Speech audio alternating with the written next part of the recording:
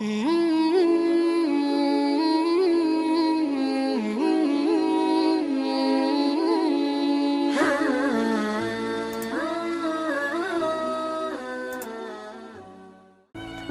laki-laki itu ditugaskan dalam rumah tangga menjadi qawamun, pemimpin yang menegakkan agama Allah.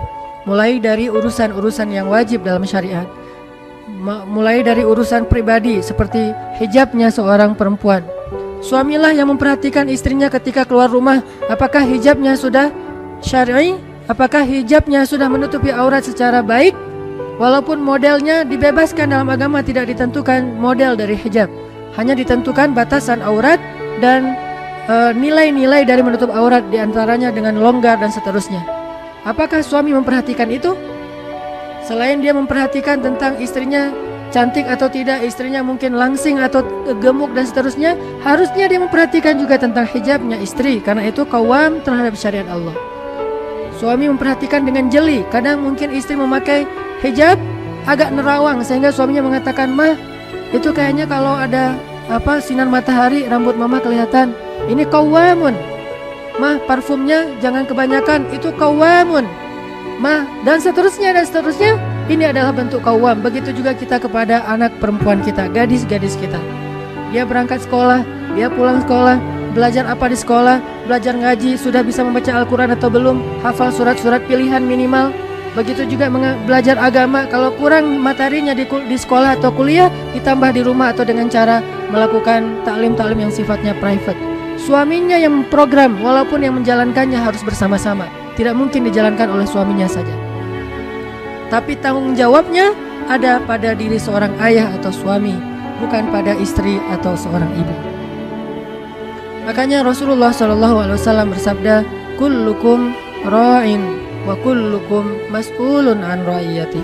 Semua kita ini adalah pemimpin, dan setiap pemimpin itu pasti akan dimintai pertanggungjawaban nanti di akhirat tentang apa yang dia pimpin. Ketika istri kita keluar rumah, lalu kita tidak tahu dia kemana, karena dia mungkin keluar rumahnya bukan kegiatan yang rutin. Kalau kegiatan rutin mungkin tidak harus meminta izin, cukup memberitahu saja karena sudah diberikan izin dari awal. Sebutlah mungkin dia belanja, sebutlah mungkin dia punya kegiatan sosial dan seterusnya. Tetapi ada kegiatan-kegiatan yang tidak rutin dilakukan oleh istrinya, dan suaminya tidak tahu dengan siapa dia pergi. Lalu suaminya merasa bahwa itu hak privasinya seorang istri. Bagaimana akan qawam? Bahkan seorang suami merasa enggan dan tidak enak hati untuk melihat handphone istrinya. Bagaimana akan qawam?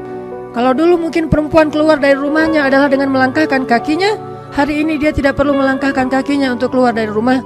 Dia cukup mengeluarkan sinyal handphonenya, dia bisa keluar dari rumah dengan cara memposting sesuatu yang kadang-kadang menjadi fitnah. Apakah suami bisa mengqawam itu? Mulai dari urusan pribadi sampai urusan berjamaah di dalam keluarga.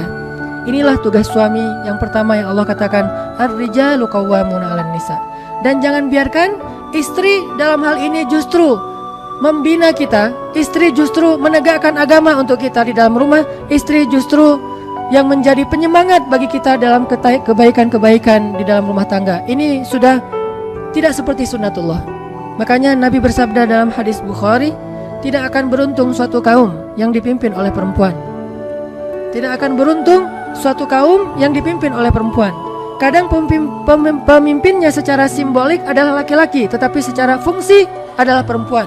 Maka tidak akan beruntung suatu kaum, dan kaum di sini bisa jadi keluarga.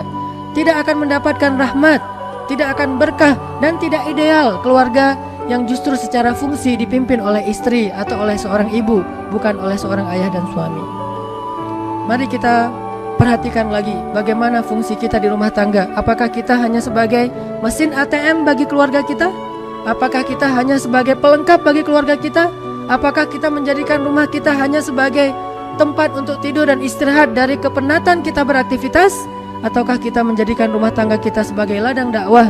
Kita menjadikan keluarga kita sebagai mad'u, sebagai orang-orang yang kita bina, sebagai mutarabbi kita, mulai dari istri dan anak-anak kita, di mana kita menegakkan agama Allah semampu kita di rumah tangga kita. Fattaqullaha mastata'tum. Bertakwa kepada Allah dengan segenap kemampuan kita.